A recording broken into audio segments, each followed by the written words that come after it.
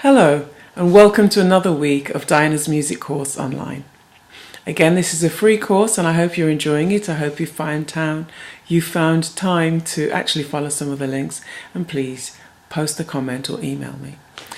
First of all, to review, then 4 things for this week. You should by now have some manuscript paper. You should have a pencil, please, not a pen, a pencil that you can write with. Nice sharp one. You should have reviewed the rhythms. There's reading rhythm worksheet. You should have learnt the treble clef notes. Here's a worksheet about treble clef notes. And perhaps you have downloaded the flashcards that you can actually laminate and move around yourself, or you've tried out one of the websites or had a look at some of the phone apps that are available for learning basic music.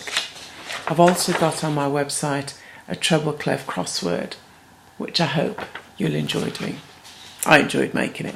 And of course, a folder somewhere safe to keep all of your materials together. I've been sorting through my materials and I have posted and will continue to post more resources on the website. It's helpful if you do play an instrument. A keyboard is probably the easiest instrument to get hold of, but go ahead and use whatever you've got. I'm going to start off by talking about the piano keyboard. Here's a worksheet that shows the numbering on the fingers. So the thumb is always number 1. That's important because when it comes to playing the scale, you need to know where to put your fingers. So the thumb is on C, number 2 is on D, number 3 is on E. Then you need to tuck your thumb under to the F and then carry on using each finger by step to go all the way up. Do the scale ascending and then descending. Why is this important, you may wonder?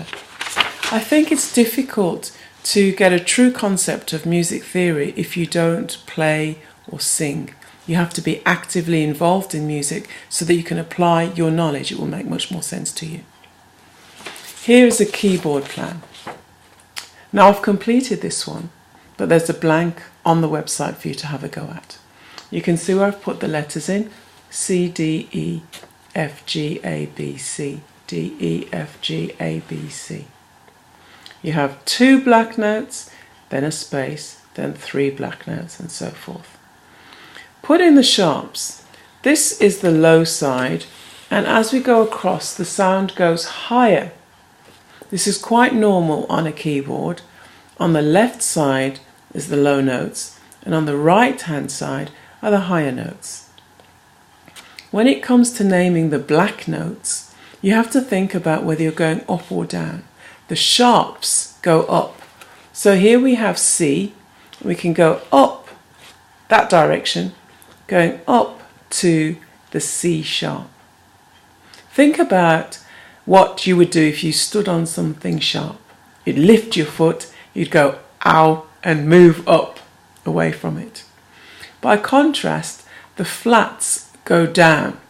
So here, for example, we have E. This note would be E flat. Every black note has 2 names. So this note between the D and E is D sharp, but it's also E flat. This note is C sharp, but it's also D flat. F sharp is also G flat. B flat is also A sharp. I hope you're getting it. With a bit of practice, you'll be able to do this. Please print out a copy of the keyboard plan and go ahead. There are some instructions there just to kind of help you go through step by step. You should be able to see the symbol for sharps and the symbol for flats. And I've also labelled on this copy where we've got the lower sounds and the higher sounds going in opposite directions. I'd like you to play the scale. Now, as I showed you on this worksheet, the fingers are numbered. But the main thing is that a scale is a pattern of notes moving by step. The most common scale is the scale of C major. It uses 8 steps. It's a major scale. Be aware that there are other types of scales as well. But for now, we're just going to deal with the major scale. We'll leave the minor and other ones till next week. Here, I've written underneath the intervals, the distance between one note and the next. C to D is a tone, so I've put T. That's tone as in T-O-N-E, tone. And then from E to F, where there's no note in between, it's the smallest distance, that would be a semitone. C to C sharp would also be a semitone. Or E flat to E would also be a semitone. For the C major scale, we use all of the white notes. So the pattern is tone, tone, semitone, tone, tone, tone, semitone. Now, if you're a music theory student, you need to memorize that. Here it is again. Tone, tone, semitone, tone, tone, tone, semitone. What actually happens is that whatever note you start on, you always will have these distance between those notes. Let's start on G. Why not? So from G, we need a tone. We get to A. Then we need another tone. We get to B. Then we need a semitone. B to C is a semitone because there's nothing between. Then we need another tone. Second tone. Now we need a third tone. So E to F is only a semitone, so we need to go from E to F sharp, and then we end with a semitone, and so we end with a G. F sharp to G is a semitone. So you can see that if you start on G and you're playing a major scale, you're going to have one black note, F sharp. The next thing I'd like you to do is to memorize the order of sharps. The order of sharps is F, C, G, D, A, E, B. And again, mnemonic to help you. Fat cats go down alleys eating bananas. Fat cats go down alleys eating bananas. You can play this pattern on the keyboard. I would play it with F sharp, going down to a C sharp, up to G sharp, down to D sharp, up to A sharp, and then you have the E and the B. E sharp would be F and B sharp would be C. That is quite advanced, so don't worry about that section so much. The order of flats is the same thing in reverse. So fat cats go down alleys eating banana. Once you've written it out, the flats are B flat, E flat, A flat, D flat, G flat, C flat, and F flat. And once again, C flat was just B really, and F flat would just be an E. Have a look on your keyboard and see if you understand what I'm talking about. The sharps and flats do not have to be black notes. Then we come on finally to the circle of fifths. A lot of people get very confused about the circle of fifths, but I'm going to show you where this same rhyme comes into place. Fat cats go down alleys eating bananas. Here it is. There's the F. Fat cats go down alleys eating bananas. Here it is again. Fat cats go down alleys eating bananas. Fat cats go down alleys eating bananas. Now I've tried to draw it as a clock. The C would be the C major scale that has no sharps or flats. Going this way in the sharps direction, we have G with 1 sharp, D with 2 sharps, A with 3 sharps, E with 4 sharps, and so on. In the other side, we have the flat keys. We have F major with no sharps or flats, B flat with no sharps F major with 1 flat, B flat with 2 flats, which are B flat and E flat, E flat with 3, B flat, E flat, and A flat, and then A flat has 4, B flat, E flat, A flat, and D flat.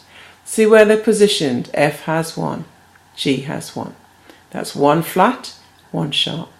B flat has 2 flats, D has 2 sharps.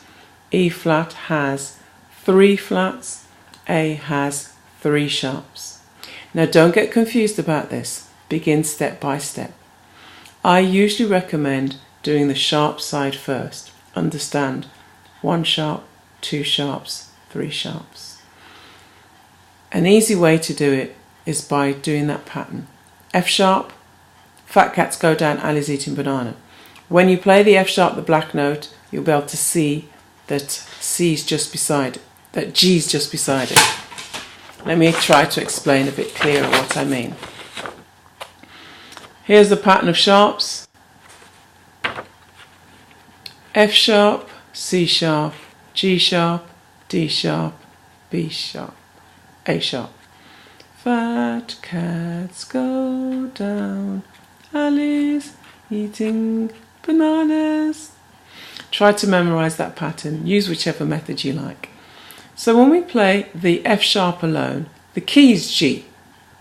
When we play 2 sharps, F sharp and C sharp, the key is D. When we have 3 sharps, F sharp, C sharp, E sharp, the key is A major. When we have 4 sharps, F sharp, C sharp, G sharp, D sharp, the key is E. And 5 sharps, F sharp, C sharp, G sharp, D sharp, and A sharp, the key is B. These are all major keys. I've only spoken to you today about major keys. Don't worry about the last part. We're not going into advanced theory as yet. We need to go step by step. So just go ahead and do as much as you can. If you play an instrument, please do practice the scales, and we'll go on a little bit further from there. Finally, do practice your signs and terms. This is something that really throws people a lot of the time. I've posted a list of signs and terms on the website. You can see the word and the definition. So these are just musical terms. They're symbols and words that you will find written on music.